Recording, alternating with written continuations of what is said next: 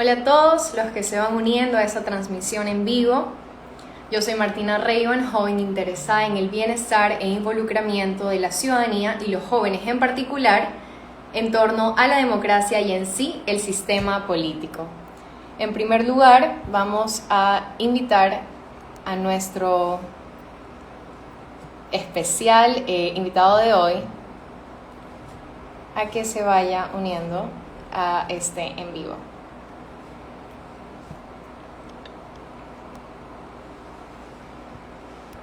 Listo.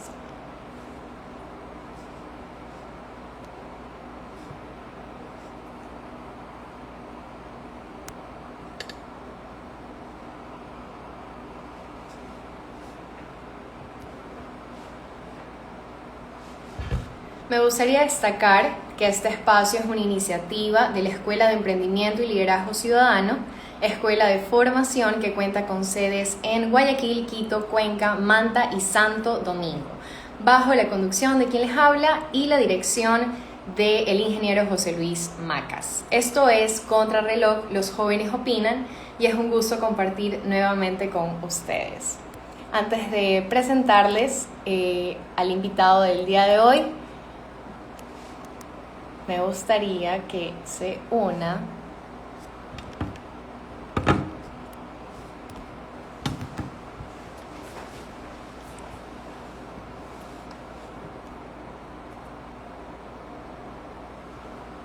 ya.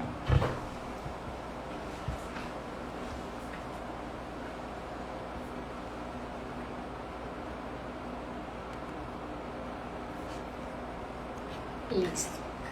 Bueno, el día de hoy tenemos como invitado a un conocido político que ha sobresalido en la historia de nuestro país de los últimos años, tanto por su accionar dentro de Carondelet, así como su reconocido recorrido a través de las diferentes obras que ha estado desarrollando de la mano de distintas gobernaciones.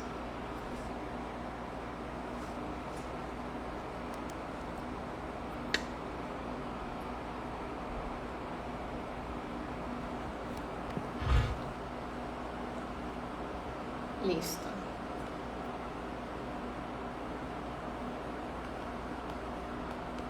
Ahora sí está presente, por lo tanto podemos enviarle la invitación y así se pueda unir a nuestra transmisión. Hola Otto, ¿cómo estás? Hola Martina, aquí acomodándome un poco, perdón, ¿cómo te va? ¿Todo bien? Sí, todo súper bien, no te preocupes. Ya finalmente estamos transmitiendo en vivo y realmente es un gusto tenerte presente aquí. Déjame ponerme un poquito más lejos, eso ahí estamos bien, ¿me escuchas, no? Sí, perfecto. ¿Tú a mí? Perfectamente, Martina. Bueno, a tus órdenes. Increíble, muchísimas gracias. Bueno, es de sumo grado compartir este momento contigo y así agradecerte nuevamente por tu tiempo y apoyo en esta iniciativa. El tema que conversamos y propusimos para este momento es de educación política juvenil. Y lo postulé dado que es evidente el aumento de participación juvenil en redes sociales, convocatorias, que digamos están focalizadas en el actual escenario previo a la segunda vuelta electoral. Ahora, considero que es imperante normalizar este tipo de participación, una implicación, digamos, de los jóvenes, pero no solo en campañas electorales. Como decía Luis Herrería, el ser cívico es una actividad esencial del ciudadano libre. Sin embargo, ¿por qué vemos a la política como un grupo diferenciado? Como que solo aquellos que pueden tomar este tipo de decisiones que nos afectan a todos están dentro, digamos, de este medio. Yo quisiera saber en sí cómo nos podemos hacer parte de la misma. ¿Qué opciones tenemos los jóvenes para hacernos escuchar más allá de los mecanismos que hemos tomado nosotros mismos, como la participación en redes sociales? Bueno, me río con las preguntas, discúlpame, pero hay uno que pregunta si juego Play. Sí, sí juego Play. Me encanta jugar FIFA en Play. Hace años que no juego, pero me encanta. En todo caso, Martina, un gusto saludarte, gracias por la invitación. Y efectivamente el involucramiento de los jóvenes en la política es fundamental. Hay muchos espacios para hacerlo. El primero es desde la vida estudiantil, desde la acción social y en la acción civil. Yo creo que son formas de involucrarse desde el inicio en la política. Yo creo que muchos actos de la vida son actos políticos, el mismo hecho de cómo llevas tú la convivencia con los demás, con los que te rodean, no solo con tus seres queridos, con tus compañeros, con la gente con la que estudias, con la gente con la que trabajas. Son formas de demostrar comportamientos que luego sirven en el quehacer de la vida pública en un caso, o para cambiar desde la política lo que aspiramos cambiar. Mira, a mí a veces me frustra ver cómo los jóvenes se alejan de la política, ¿ya? La ven un poco con desilusión, con decepción. Han visto por años que la política lo único que ha traído es cosas negativas. Más grave es cuando sientes que la política no cambia la vida de la gente para bien, porque el único objetivo del servicio público, que es hacia donde te lleva la política para servir, es cambiar es cambiar la calidad de vida de la gente para bien, cambiar la vida de la gente para bien. Y si la gente siente que eso no ocurre, piensas que el mecanismo no funciona, y creo que están equivocados. Lo primero es entender que hay quienes tienen el interés de ahuyentar a la gente decente, a la gente buena. Yo siempre digo que hay quienes se encargan de convertir a la política en una cloaca para ahuyentar a los buenos y atraer a los malos. Siempre digo eso porque así lo sentí, pero no hay que dejarse ahuyentar, ¿ya? Si yo tomé la decisión de participar sin esperarlo, porque mi vida no ha sido la política. Yo tuve un espacio, hablando de espacios para hacer política, que fue la comunicación por muchos años, en donde hice análisis político, en donde entrevistaba a líderes de la ciudad y del país, y en donde aprendí mucho. Pero a mí me invitan a participar, y tomo la decisión porque justamente sentía que uno no puede hacerse un lado cuando te invitan a poder incidir positivamente. Y creo que eso hice, predicando con el ejemplo. Por eso te decía, tus actos, tanto en lo público como en lo privado, tienen impacto político, pero si estás en una posición como en la que yo tuve la oportunidad de estar, tienen un mayor impacto. Y lo que quise hacer fue transmitir a través de ese espacio los valores con los que yo he crecido y los que he practicado siempre. La austeridad, por ejemplo, tratar de cuidar, si cuido los recursos míos, que los he trabajado yo, imagínate cómo uno debe de cuidar la plata que no es de uno, que tienes la oportunidad de administrar por terceros. Y lo hacía con ejemplos que a veces la gente decía que son ahorros menores, que son cosas marginales, pero, por ejemplo, el no viajar sino en vuelos comerciales en clase económica, el reducir el tamaño de la seguridad, el ahorrar. En la vicepresidencia habían 55 vehículos, dejamos 12, ahorramos casi el 40% del presupuesto en general. Cosas que hay que hacer para demostrar que sí se puede llevar tu acción o tu comportamiento o tus hábitos positivos a lo público y tratar de contagiar a los demás, que eso es lo más difícil, para eso se requiere tiempo, pero funciona. Y dejar un buen ejemplo de honestidad, de que se puede pasar por la vida pública, sin manchar tu nombre. Más allá de lo que te digan, de las fake news y todo eso, tú estar tranquilo que pudiste salir con la frente en alto, como yo siempre digo, de la mano de mi esposa. Para mí el resto es cuento y creo que es un ejemplo importante para que los demás se animen a participar. Claro, Creo realmente, que perdón. No, sí. Predicar con el ejemplo es algo que tal vez nosotros no estamos muy acostumbrados a ver desde, digamos, que la élite política que lamentablemente se ha instaurado en nuestra sociedad de esta manera. Hay algo bastante, digamos, real que mencionas, y es el hecho de que nos sentimos desilusionados, alejados. Un gran porcentaje de jóvenes, y no solo jóvenes, sino de ciudadanos en general, se llegan a sentir apáticos, y lo que yo he mencionado en varias ocasiones, no somos apáticos a la política, somos apáticos a la polarización política o a la misma política tradicional. Mira, hay una frase que usan mucho y aplican los políticos, que es la de divide y reinarás, ¿verdad? Pero el problema es que ellos creen que son reyes y nos quieren dividir en bandos como si fuéramos pandillas, ¿verdad? Y nosotros no somos pandillas, somos ciudadanos del mismo país, y en vez de dividirnos por ideologías o por broncas de políticos, no broncas de la política, sino broncas entre políticos, deberíamos tratar de unirnos por objetivos.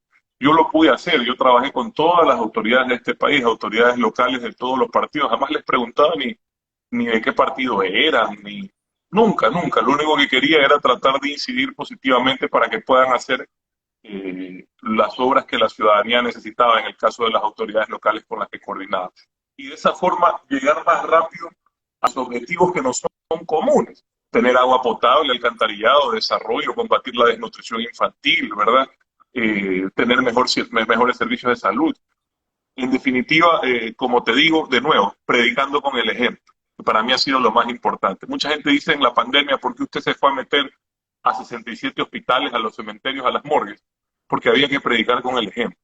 Ya, había que mostrar ese sacrificio que en algunos casos fue en esos momentos. Estamos hablando de hace un año. Para que tú te des una idea, Martina, yo hoy veo que la gente se alarma con las cifras de COVID. Y lo cierto es que hay una presión grande sobre el sistema de salud, ¿verdad? Yo en ese momento, hace un año, diseñé algo que luego se replicó en el resto de países, que se llama el exceso de fallecimientos, es decir, ver cuánta gente fallece normalmente en un día en la ciudad y cuántos estaban falleciendo y tratar de relacionar eso con el COVID. Y para que te des una idea, hoy lo que tenemos es un exceso de 20 personas diarias, que es alto y es preocupante. Pero hace un mes exactamente, hoy estamos 31 de marzo, el 31 de marzo del año 2020 el exceso era de alrededor de 600 personas. El 2 de abril del año 2020 el exceso fue de 700 personas diarias. Entonces vivimos una crisis muy grande que si uno no predicaba con el ejemplo y se metía en los lugares donde nadie quería meterse, no íbamos a salir. Eso es lo que yo me refiero, ese sacrificio, ese esfuerzo, ese paso adicional para decirle a un médico, a un camillero, a alguien que trabaja en una morgue, a alguien que le habían encargado enterrar, ya te digo, más de 8.000 personas en Guayaquil en menos de 15 días, decirle, si tú lo puedes hacer, sé que tienes miedo, yo también lo tengo, porque tenemos temor todos de contagiarnos, porque en esas alturas contagiarse era casi una sentencia de muerte. Tú lo puedes hacer porque yo también lo estoy haciendo. Tú lo puedes hacer porque yo también soy capaz de estar aquí contigo. Y de esa forma logramos un poco sostener esta crisis tan dura que vivimos hace un año. Te decía, no palabras, sino llegar y hacer. Llegar y ayudar a resolver, ser parte de la solución. Y esa es una forma distinta de hacer política desde mi punto de vista, Martín. Sí, totalmente de acuerdo. El hecho de las acciones transmite muchísimo más que un discurso político preparado por un equipo completo. Pero digamos que enfocándonos en estas temáticas emergentes, vemos que en estos momentos, lógicamente, nos enfocamos en seguridad de los centros de privación de libertad, o tal vez tema pandemia, vacunas, toda esa lista de vacunados VIP, como le dice la posta, múltiples casos de corrupción, aumento de la delincuencia, entre muchísimos otros. Pero esos temas tomarán prioridad, digamos, en el próximo gobierno que se instaure en Carondelet durante todo el periodo realmente. Pero digamos, en los primeros 100 días de gobierno se comienza a trabajar en base a eso, a la pandemia, que en estos momentos las cifras son definitivamente atroces y los ciudadanos tenemos que cuidarnos más de lo normal. Pero a lo que quiero llegar es lo siguiente. En este momento de campaña, nosotros los jóvenes somos los más importantes. Es un porcentaje de votos inmesurable, predominante, que tiene que ser ganado Hasta 35 años, me parece que casi el 40% de la población. Casi el 42%. Es un país, el nuestro es un país muy joven, el nuestro es un país muy joven. Y ahí hay un tema que yo lo he trabajado mucho durante la campaña, Martina. Yo no soy candidato a nada, ni soy parte de ningún partido político. Pero mucha gente me decía cuando pensaban que yo iba a ser candidato, a pesar de que siempre dije que no lo iba a hacer, mucha gente me decía, es que el voto joven te apoya a ti porque eres joven, y eso es un error. Entonces uno no puede simplificar. ¿Ah? Es una Claro, uno no falacia. puede simplificar. Eso es como disminuir la capacidad de... Es casi un desprecio a la juventud, ¿verdad? Porque entonces, ok, si quieres llegar al voto joven, pon un muchacho más joven que otro y a ver si llegas, ¿verdad? Y no es así. Los jóvenes no votan por edades. Además, la edad no es una ventaja, digamos, no es un atributo. La edad es un tema cronológico. Ni siquiera la edad es un tema que te relacione directamente con la experiencia, porque la experiencia se construye por trayectoria, no por edad. Tú puedes ser un joven con mucha trayectoria, como los hay en todo el mundo y en el Ecuador sobre todo, y puedes ser una persona mayor que no ha hecho nada de su vida. Entonces, lo que define la experiencia es la trayectoria, no la edad, primero.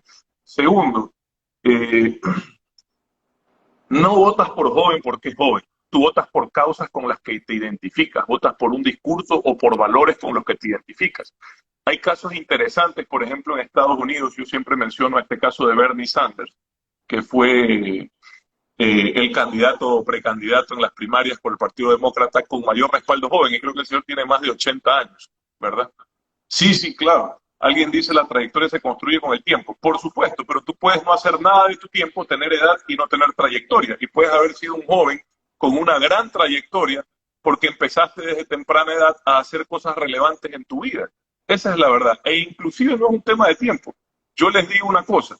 Para mí, la trayectoria en la vicepresidencia de 18 meses marcó mi vida, porque fueron 18 meses de unas situaciones muy, muy críticas que me permiten hacer experiencias que posiblemente alguien que, que no ha tenido que vivir eso y ha estado en ese mismo lugar, no los puede desarrollar esas experiencias. Entonces, octubre, la pandemia, ¿verdad? Son cosas muy, muy duras que a mí me marcan en mi trayectoria y definen mi experiencia de vida.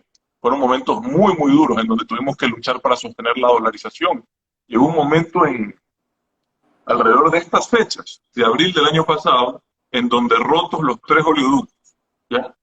Con precio de petróleo negativo, primera vez en la historia del Ecuador, Claro, sí. sin ingresos tributarios, y desgraciadamente sin ahorro nacional porque hubo un modelo que nos gobernó que se burlaba de la necesidad de tener fondos y les decía fonditos, ¿ya?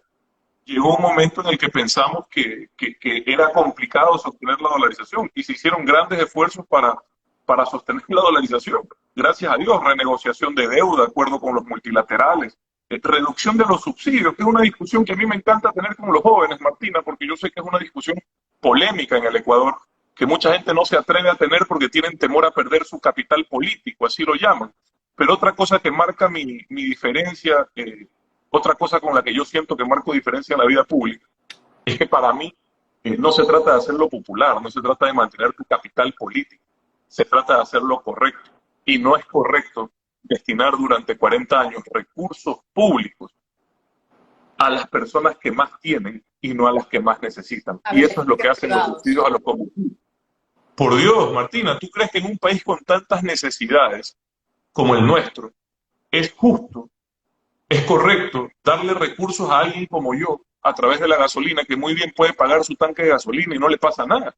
Y eso hemos hecho durante 40 años con casi 100.000 millones de dólares.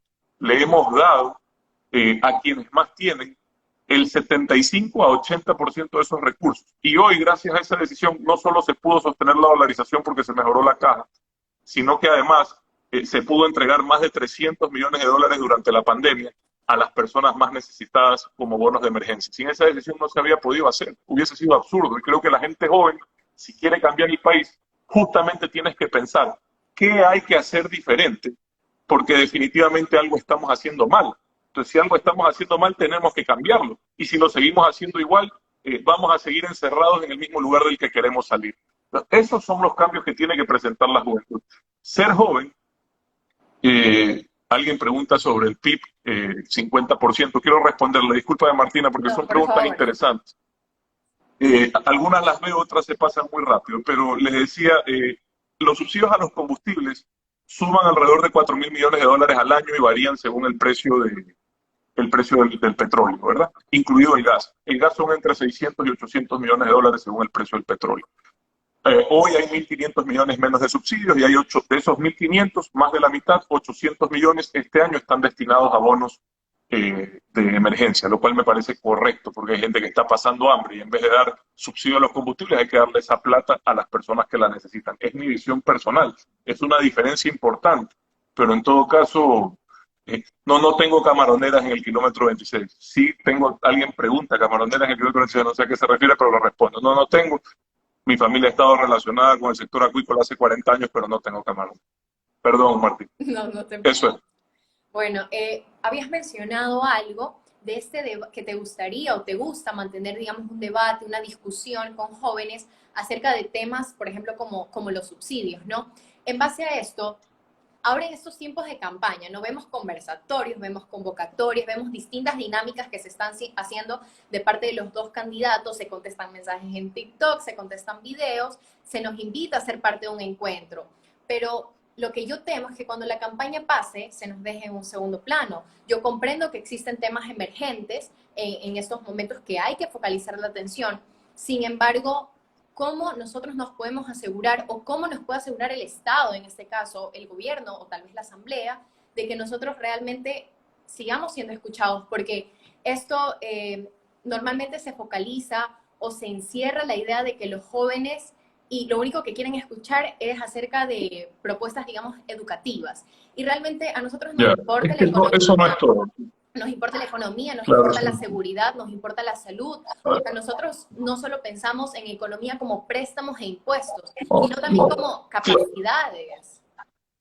Ya, lo que pasa es que hay un segmento de jóvenes que están buscando un cupo en la universidad y no hay. Creo que se gradúan algo así como 300.000 jóvenes al año y hay algo menos de 80.000 cupos en educación superior entre público y privado. Correcto.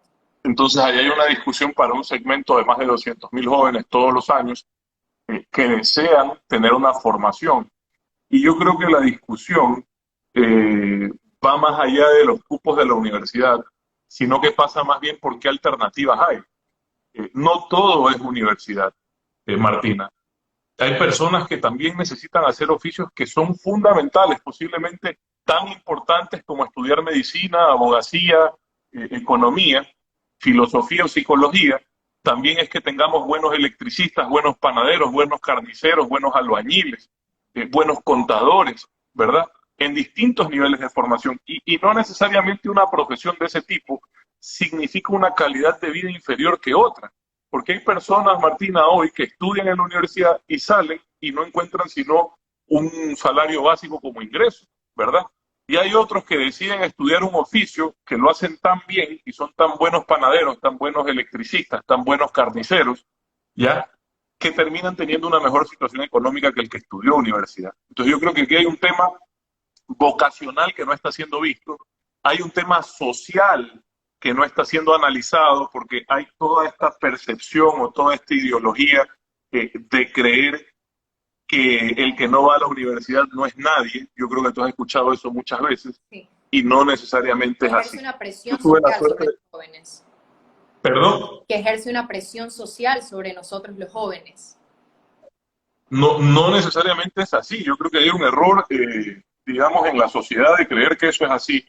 Y te lo digo porque yo trabajé mucho en el país el concepto de la educación dual, que es una formación intermedia que te permite estudiar y trabajar al mismo tiempo. Veo que uno de los dos candidatos lo propone y no sabe que ya está implementado, que yo lo dejé reglamentado y está en marcha. Hay 5.000 estudiantes ya en ese sistema, y es un sistema, por ejemplo, que te empieza a dar un camino intermedio, ¿ya? De formación, y que no significa que después no puedas formarte más. Es decir, si es que hiciste contabilidad en educación dual, por ejemplo, que es una opción, luego puedes estudiar economía, pero ya tienes una carrera, un trabajo, una formación y tienes hasta experiencia porque estudiaste mientras trabajabas. Insisto, ya hay 5.000 jóvenes en este sistema y lo que se está haciendo, yo sigo cooperando, es incorporar a algunos clústeres productivos, como el camaronero o el bananero, que son los dos más grandes acá en la costa, para que ellos también abran carreras específicas de esos sectores, ¿ya? Específicas para esos sectores, que son los sectores en los que el Ecuador lidera en el mundo y que no nos tenemos que avergonzar, porque hay otro error. Creer que es algo como del tercer mundo exportar banano y camarón. Y no puede haber nada más lejos de la verdad. Nosotros no significa que tengamos que dejar de hacer eso como quisieron vender la idea del cambio de la matriz productiva y que tengamos que peyorizar las actividades que nos han dado de comer toda la vida, ¿ya? Y para hacer otra cosa. No, tenemos suficientes personas como para no dejar de hacerlo uno, hacerlo cada vez mejor, ¿ya? Innovar y luego hacer cualquier otra cosa en materia tecnológica. No es lo uno excluyendo a lo otro. Son hasta complementarios. Y creo que el Ecuador ha sido uno de los países que más ha innovado en el mundo en esos sectores, con acuicultura sostenible, sin uso de antibióticos, creciendo en banano orgánico. Son cosas del futuro. Pues además no podemos dejar de comer.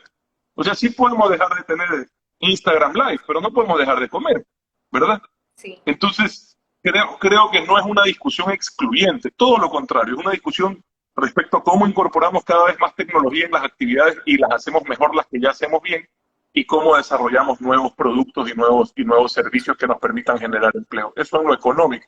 Y en lo estudiantil te decía, creo que hay que romper un poco esta percepción de creer que si no vas a la universidad no eres nadie, porque no es así. Te decía, yo estudié, tuve la suerte de estudiar en algunas universidades públicas, estuve en Alemania, en la de Múnich, en la de Passau, conocí la de Kassel por mi hermano, la técnica de Múnich por mi hermano también y otros amigos que estudiaban allá.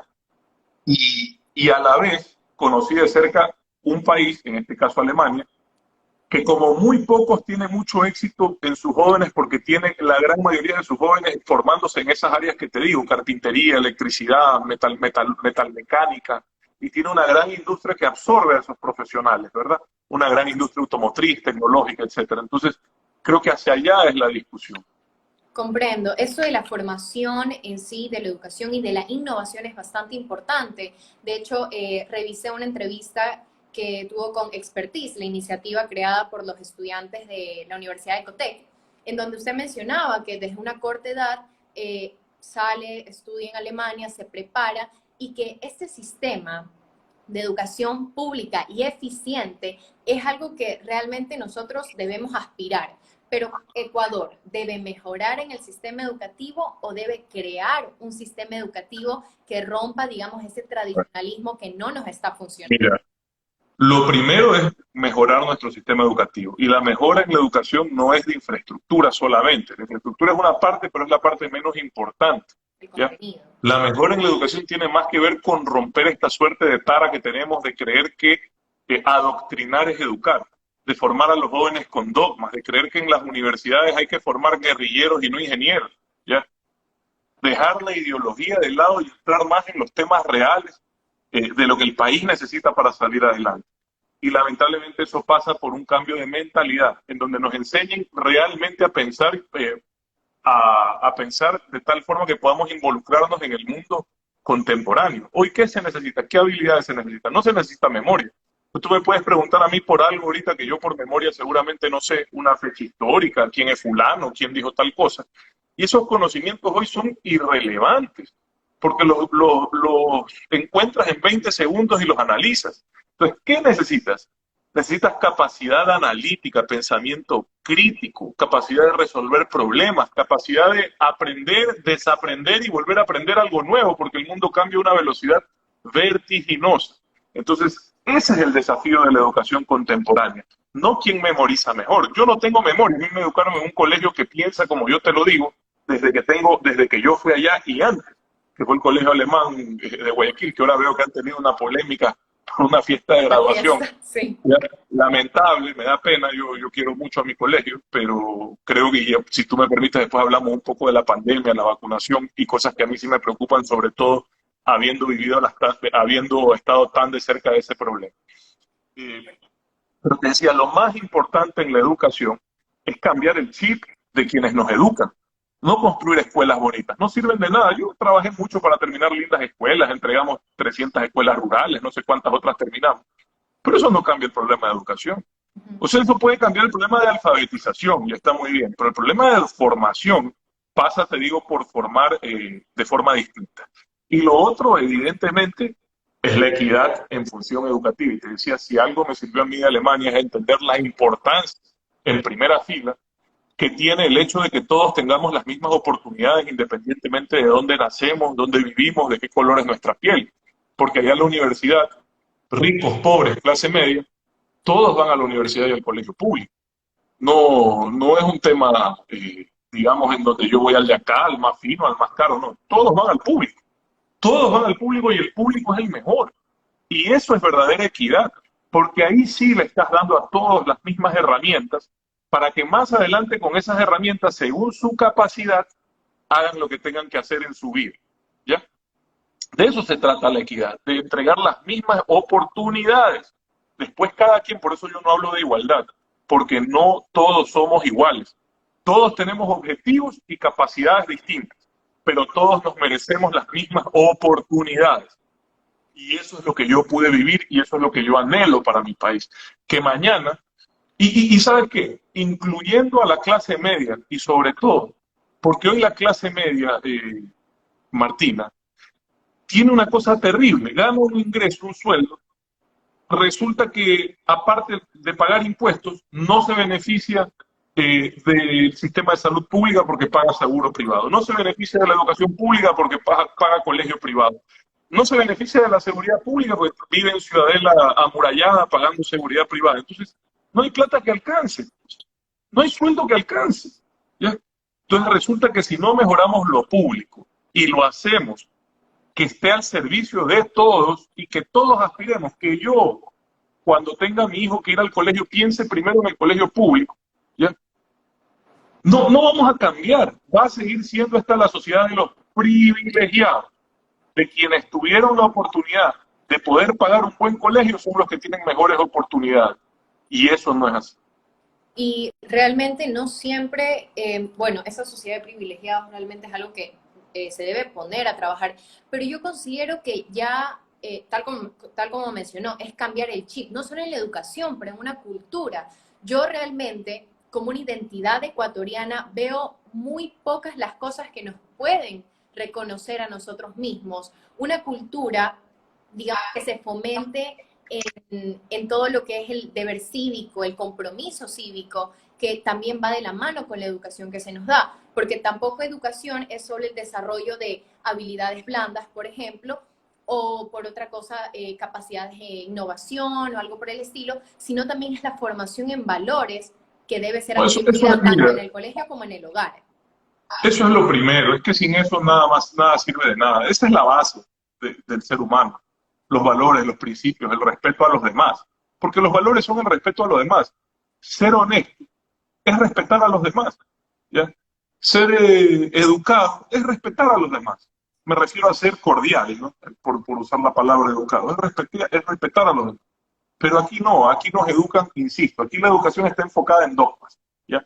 Todavía a mí me da hasta risa, o sea, los carteles de protesta de las universidades son los mismos de hace 30 años, no al FMI, no al TLC, qué sé yo, ¿sabes qué? Ya a mí me aburre porque, mire, volviendo a lo de la juventud, de nada sirve ser joven si tienes las mismas viejas y malas ideas del pasado. ¿De qué sirve ser joven si tienes las mismas viejas y malas ideas que ya fracasaron? ¿De qué sirve ser joven si admiras a Castro y a Chávez? No te sirve de nada. Eso solo te sirve para no tener canas y no estar calvo. Para eso te sirve nomás. Nada más. Entonces, la juventud es la oportunidad de ver las cosas de una forma diferente y de tratar de cambiarlas para bien. Eso es lo que es la juventud. Claro, y hay muchas personas que tienen, digamos que esta idea errónea es el hecho de que no solo en universidades se adoctrina de esta manera, sino que desde los colegios nosotros nos podemos dar cuenta mediante la lectura de un libro de sociales o historia que no es, digamos, objetivo, que no es imparcial, sino que siempre tiende a tergiversar de alguna forma la historia de nuestro país. Y yo considero que es importante el conocer como que cuáles son nuestras bases, cuáles son nuestras raíces, y después te haré una pregunta en torno a esto, pero para poder afianzarnos de nuestra identidad, realmente amar al Ecuador y así, lógicamente, crear, construir una sociedad que, lógicamente, aspire y prospere en el futuro. Mira, la identidad ecuatoriana es una identidad diversa. Mírame la cara, mira mi apellido, mi nombre. Yo me reía porque en Alemania, claro, yo tengo un nombre como un tipo, como que fuera un tipo rubio, ojos azules de 1,95 m, ¿verdad? Y de repente te aparece este talibán. Yo soy una mezcla, como muchos ecuatorianos, ¿ya? Pero llevo esta cara, este apellido, que ya es un apellido ecuatoriano porque tiene 100 años en el país y nosotros somos una familia arraigada aquí, tenemos todo aquí, aquí yo tengo mi patrimonio, mi familia y mi futuro. Pero claro, el Ecuador es una mixtura y esa mixtura debe de ser enriquecedora y debe de ser vista como tal, ¿ya? Y sobre todo nuestras raíces originales, ¿verdad? Todas las culturas ancestrales que están en el Ecuador nos nutren también como identidad. Todo suma, pero esto no es excluyente tampoco. Esto no es el que ecuatoriano es solo el que tiene 100% genética, digamos, originaria de esta tierra. No, porque para empezar, tú sabes que los límites son una ficción del hombre, digamos, los territorios y los países son una creación humana, y el origen del ser humano puede venir de cualquier lugar, pero donde uno nace y donde uno echa sus raíces, esa es su nación.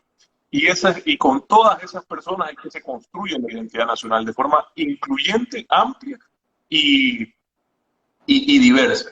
Esa es mi visión de la identidad ecuatoriana. Yo tengo abuelos que han venido de todas partes del mundo, todos han venido a este país con una maleta llena de esperanzas y sin $2 en el bolsillo, y encontraron aquí oportunidades. Y nosotros somos todos. Yo les conocí a mi bisabuela que vino del Líbano, no hablaba ni bien español, pero es una mujer que siempre fue agradecida con el Ecuador y nos enseñó a todos desde chiquitos a amar este país que nos había dado a la familia de ella un hogar. Yo tengo raíces montubias también de la zona de Daule, tengo raíces como todos los ecuatorianos españoles, y todos contribuimos a la identidad nacional, Martín, al igual que tú. Aquí no hay un solo rostro que diga este es el rostro del Ecuador. Aquí hay afroecuatorianos, aquí hay indígenas, aquí hay montubios, aquí vemos mestizos, cholos, y eso es lo rico del Ecuador, eso es lo lindo del Ecuador.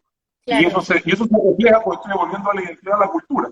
Eso se refleja no solo en nuestro aspecto físico, en nuestra forma de ser, se refleja en nuestra cocina, en nuestra actitud. Y toda la migración que hoy puede ser dura, puede ser difícil, porque estamos viviendo momentos muy duros migratorios en el Ecuador, muy duros, y en América Latina en general. Hay un país que es un estado fallido, que se llama Venezuela, que ha probado un modelo fracasado del socialismo del siglo XXI, que lo único que ha hecho es destruir al país más rico de América y uno de los más ricos del mundo.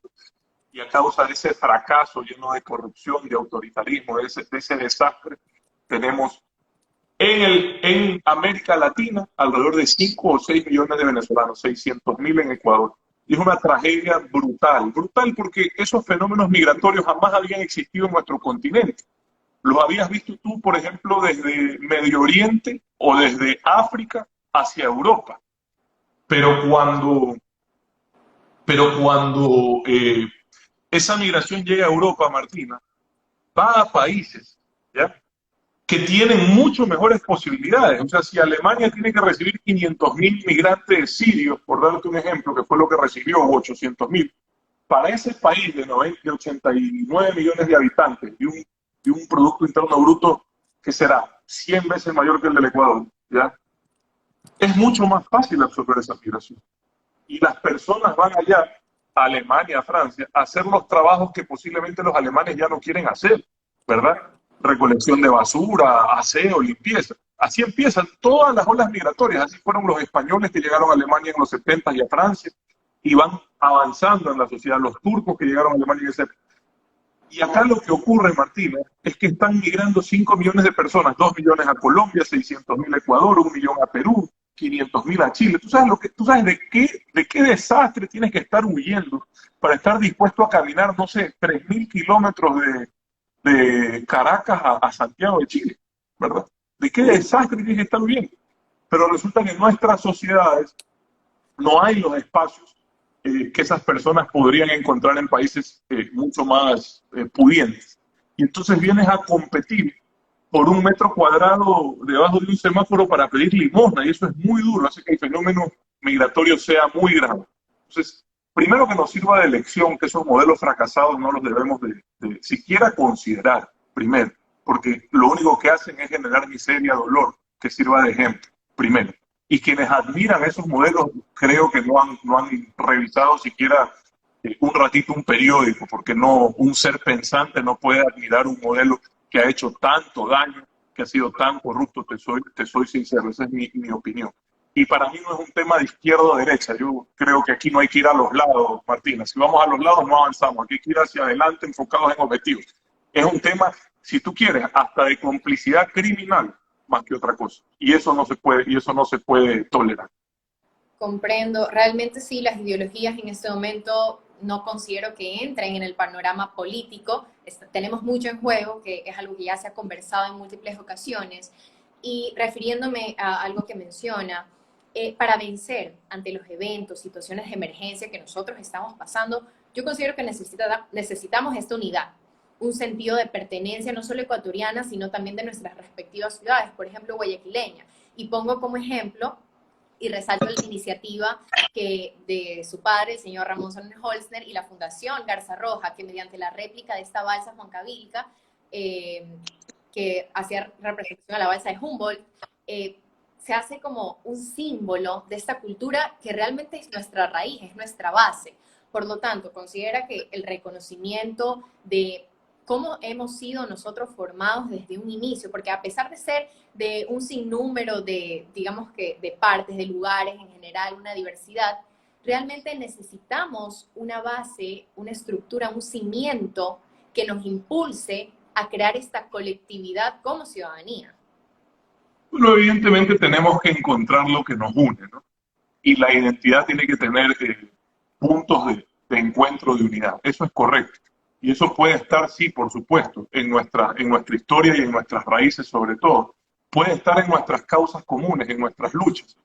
Yo siempre pensé, Martina, y era mi aspiración, yo siempre decía, ojalá tanto dolor de la pandemia no sea en vano, ojalá sea este el evento traumático que nos permita ser mejores ecuatorianos, ser mejores seres humanos, que después de esta situación tan dramática podamos encontrar mejores valores como la solidaridad, la honestidad.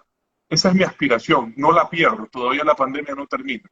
A veces me apena ver que hemos aprendido poco. Cuando veo las fiestas como la que te mencioné, los carnavales, las graduaciones, me duele porque yo he visto a la gente fajarse, Martina, he visto a la gente jugarse la vida por salvar la vida de otro. Y no puede ser que no tengamos esa consideración con los demás, no puede ser que estemos dispuestos a poner en riesgo la vida de los demás. Y te digo, normalmente las grandes naciones han encontrado la fortaleza de sus cimientos, de sus bases, en momentos dramáticos, traumáticos, en grandes crisis, en guerras, en pandemias. Normalmente la sociedad ha cambiado después de crisis como esta. La peste negra nos trajo el renacimiento, ¿me explico? ¿Ya? Entonces, yo aspiro que esto genere algo positivo para que esto no sea en vano. Yo aspiro, o sea, viendo la historia, esa es mi esperanza, que encontremos también en este dolor, porque todos hemos perdido un ser querido, todos hemos visto a alguien sufrir esta enfermedad. Yo creo que a estas alturas ya nadie puede decir que no ha tenido COVID cerca de su casa. Yo acabo de tener a mi hijo, gracias a Dios, está sano, pero a mi hijo con COVID, mi esposa, mi otra hija, todos mis padres, mis hermanos, mis cuñados, mis suegros, todo el mundo. Unos han pasado mal y otros han pasado, digamos, sin mayores sobresaltos. Pero lo que te digo es, no puede ser que todo esto sea en vano. Y ojalá, insisto, estos sean momentos que nos permitan encontrar elementos que nos unan. Ojalá. Comprendo, claro, es el sacrificio de muchos que lamentablemente se pierde por las acciones de otros. En torno a esto, también como de este bienestar de la sociedad, digamos, he escuchado, me he informado que sigues manteniendo, digamos, que ese tipo de ayuda social, de caridad, obra de solidaridad, en distintos sectores populares. ¿Cómo ves la situación en estos respectivos escenarios? A ver, mira, el país tiene como consecuencia, bueno, es un país que siempre ha tenido problemas de pobreza, pobreza extrema, inequidad, injusticia, desnutrición crónica infantil, que para mí es uno de los problemas más graves del Ecuador, porque no hay, digamos, inversión en salud y en educación que sirva. Si el tipo que va a estudiar, en este caso el 25% de los niños entre 0 y 3 años del Ecuador, no tiene una nutrición adecuada. No va a servir de nada que ese chico vaya al mejor colegio del mundo, ¿me explico? Tiene que estar bien alimentado. Pero en todo caso, lo que te decía Martina es que me parece a mí que, dicho esto y esto agravado por la pandemia, es importante que todos hagamos un esfuerzo de solidaridad. Yo no lo comunico mucho, yo nomás lo hago, todos los días activamos brigadas de alimentación, de temas de salud, de pruebas, y lo hacemos con un buen amigo que es el ex gobernador del Guayas, Pedro Pablo Duarte. Lo hacemos fortaleciendo iniciativas comunitarias como las que hay en Monte Sinaí. Ahí apoyamos a unas madres increíbles. Xiomara Jara es su lideresa, ella tiene un comedor para 180 niños y muchas personas nos ayudan para hacerles llegar bueno, leche, alimentos, etcétera. Nosotros coordinamos esa gestión, lo estamos arreglando. Bueno, y continuamos con eso, pero lo que te digo es que Antes lo hacía también, mi esposa tiene una iniciativa hermosa de huertos pedagógicos para niños, para mejorar la educación nutricional desde casa, con la siembra. Esa iniciativa también la hemos tenido como familia ya, ¿qué será? Desde que Otito tiene 2 años, hace 8 años. Una iniciativa que se ha hecho muy grande por el gran talento y capacidad de mi esposa. Y en esas cosas continúo. Pero creo que todos tenemos que ser solidarios, todos tenemos que ir. Totalmente, nos tenemos que involucrar porque eso también es política. Nosotros vivimos en un sistema que lamentablemente dice, no, se estudia para ser político, pero realmente la ciudadanía, nosotros como ciudadanía, somos la política en sí. Un mensaje que nos quieras dejar a todos los jóvenes, a todas las personas que te están escuchando en ese momento, con respecto no solo a la pandemia, sino la relación de la misma con la elección que vayamos a hacer el siguiente 11 de abril. Bueno, lo primero, decirles que todos los temas que a ustedes les importan, todas las cosas que ustedes quieren cambiar, se cambian, porque así es el modelo democrático desde la política. Entonces, no se dejen ahuyentar, no se dejen espantar.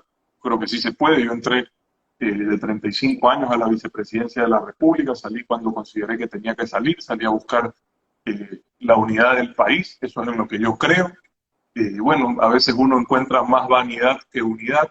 Hoy estamos en una, y lo lamento, ¿no? Pero bueno, no faltó de mi parte. Yo siempre dije que iba a tratar de construir ese camino. Y ahora he estado dedicado, Martina, tratando de permitirle a la gente que encuentre elementos suficientes para tomar una decisión acertada en estas elecciones. Y eso es lo que yo hago. Tratar de hacer un análisis objetivo de lo que representa un modelo sobre el cual hemos conversado durante esta entrevista y saber que ese modelo no nos va a llevar a ninguna parte, que ese modelo, que uno no sale de un hueco haciéndolo más hondo. Es mi posición personal, yo respeto la de los demás. A mí no me gusta la gente decirle por quién votar, cada quien es dueño de su voluntad, pero yo sí dejo claro que yo no puedo estar del lado del autoritarismo, de la corrupción, de la falta de libertades. Nunca he estado así ahí y jamás estaría ahí. Yo creo en el desarrollo, en la equidad, en la justicia, en la prosperidad, y el socialismo del siglo XXI representa todo lo contrario, y a las pruebas me remito, sino a las pruebas. Entonces, ustedes van a ir a votar el 11 de abril, háganlo con todos los cuidados, estamos en un momento complejo de la pandemia. Chile acaba de postergar sus elecciones, espero que acá no sea necesario, ojalá. Acaba de postergarlas un mes, porque Chile, a pesar de tener un alto nivel de vacunación, está con problemas más graves que los de Ecuador, inclusive. Y esto no ha terminado. Y sobre quien gane, Martina, más allá de que, por lo menos desde mi punto de vista, hay una mejora en las encuestas hoy del señor Lasso, debo decirlo, están empatados, él empezó 12 puntos abajo, hoy me acaba de llegar que están empatados, lo cual es bueno, es interesante. Pero te decía, quien gane tiene que enfocarse en la vacunación. La pandemia no se acaba hasta que no terminemos de vacunarnos todos. Inclusive, vacunados hay todavía muchas cosas por aprender.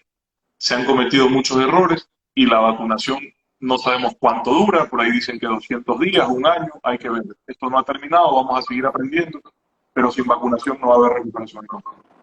Así es, bueno, agradecerte de nuevo por permitirme este espacio, realmente fue un gusto conversar contigo, asimismo las personas que estuvieron presentes comentando, nos dejas un mensaje muy claro a los jóvenes y es el hecho de que no nos tenemos que conformar, que debemos de optar por la innovación. Tú no puedes permitir que la frustración, la decepción se convierta en resignación. No puedes permitir eso.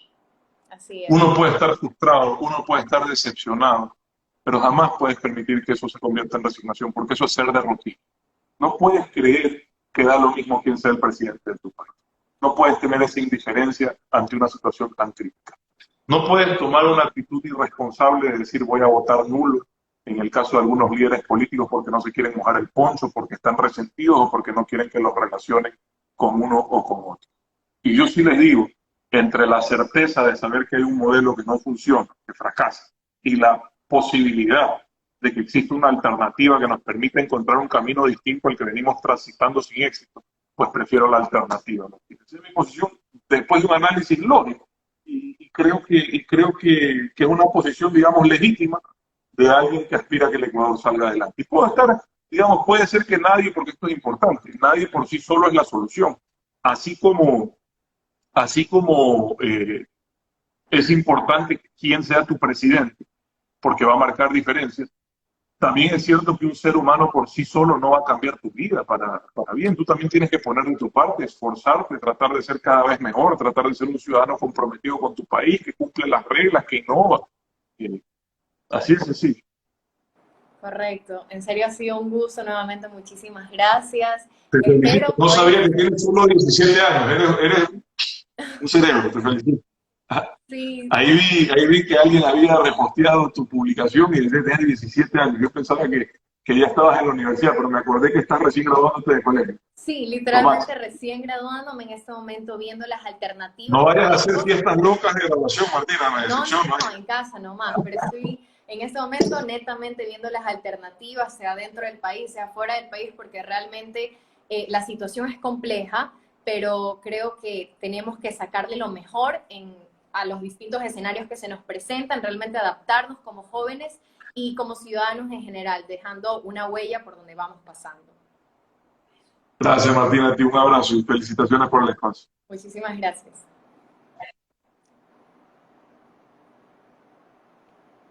Muchas gracias a las personas que se conectaron en la entrevista el día de hoy. Realmente fue un honor estar junto a Otto Sonnenholzer compartiendo este espacio.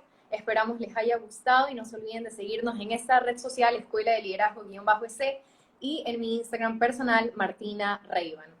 Un gusto y nos vemos en una próxima ocasión.